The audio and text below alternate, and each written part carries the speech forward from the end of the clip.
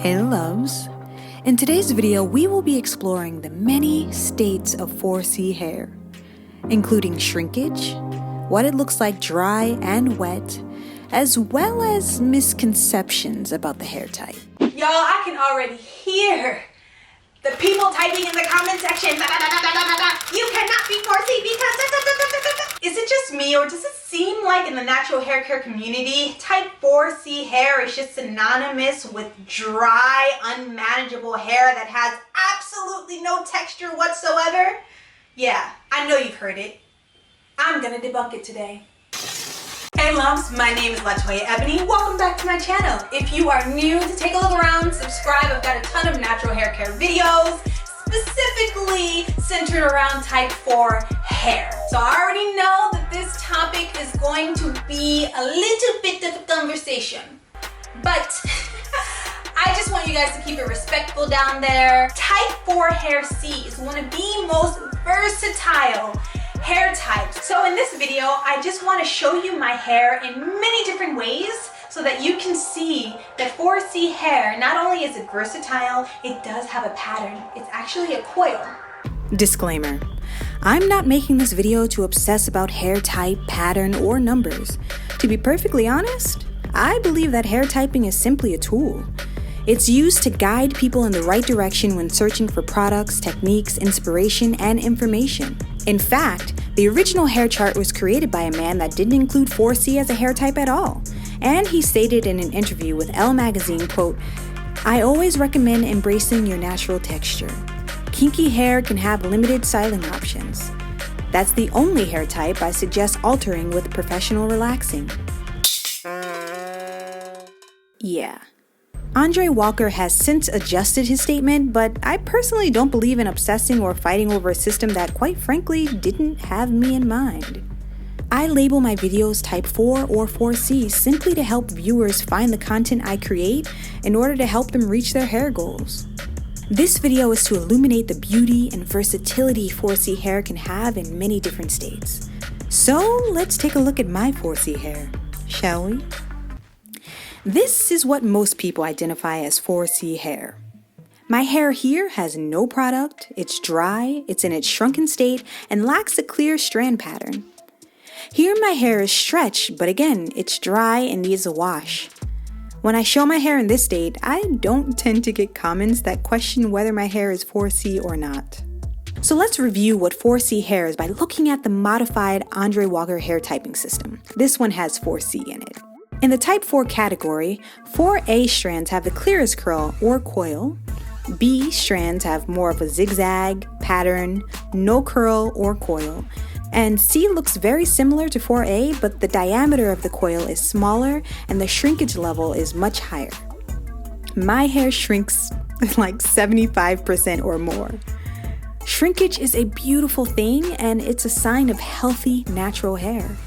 Okay, so this is my hair wet. The excess water hydrates and pulls down my 4C hair, allowing its natural pattern to be seen. Water is also the element that brings the process of shrinkage. I have multiple strand patterns in my head. This is a 4A curl. I have a line of this pattern on my edges around the perimeter of my head, so when I wear my hair down, on my face, or I pull my hair up, it's the most visible. 4A hair has way more hang time than the 4C hair that covers the rest of my head, and I'm pretty sure I probably have some 4B strands in there too.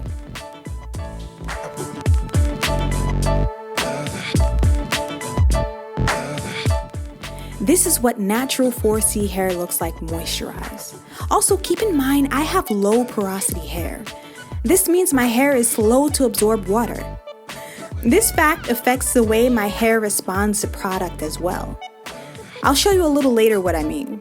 But when my 4C hair is moisturized, it looks and feels different. Suddenly, hair that felt dry and brittle feels soft and looks coily.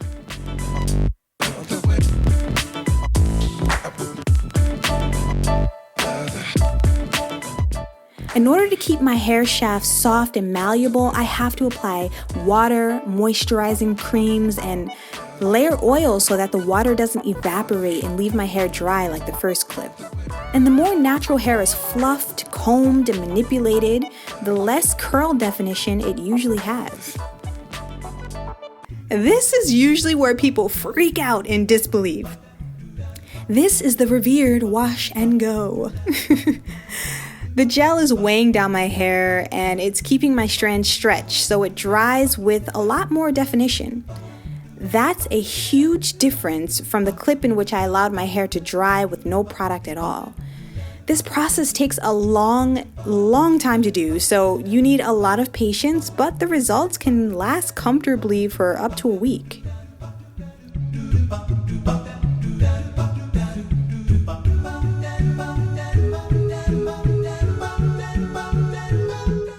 Okay, so remember when I said I have low porosity hair and that it could affect how it reacts to products? I've got proof. So a few weeks ago, I did a fun hair experiment and did something called the max hydration method. That video, it will make you laugh, so definitely check it out. But this method opened up my hair cuticle, allowing a ton more water into the hair shaft. And I tried the same technique of the wash and go you saw in that last clip. But look at how much more frizz and less clumping of the coils I got. You all, this is the same head of hair, but it reacted to a hair type closer to high porosity. This is one of the many factors that can determine the results of a hairstyle. This is why I love doing in-depth experiments on camera, though I have a set routine that works just fine for my hair type. You can learn so much by conducting trials. Y'all can tell I was excited about that, right? Here is 4C hair dry and stretched with added oil. This is the hair the next day, dry with no product at all. The main difference between this clip and this clip is lighting, plain and simple. Also, you want to keep in mind close-ups on camera. Like, a camera lens by design is made to see things from a perspective that the human eye can't. If someone were this close to my hair in person, their vision would be blurry. It's just not humanly possible to see curls and coils this close and clear in real life. I myself try to keep that in mind as well when I'm watching my favorite video content creators. There's also no way I'd want to do that to someone. That's a little too close for my comfort.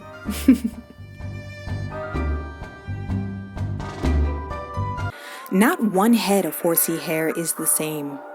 Texture, porosity, density, environmental elements, genetics, care, and health of an individual can make a huge difference on how the hair can look.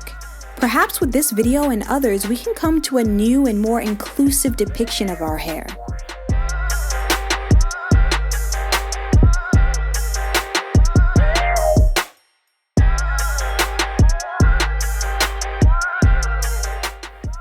I could go deeper, but I'll end with this. The vast physical characteristics of the African diaspora are unique and beautiful. Not one strand of hair is the same from person to person, and so many factors can determine what we see and experience on our own heads. I'm just here to share the knowledge I learn along the way in hopes that you can take what you can and confidently care for your hair while you go out and conquer the world.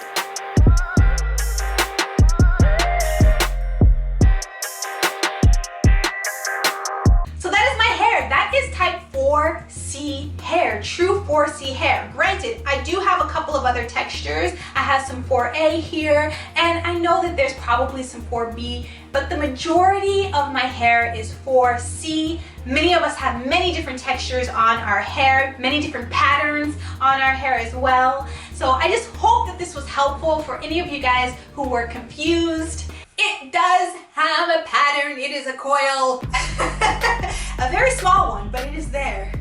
And with the right products, it can be defined. Anyway, that is it.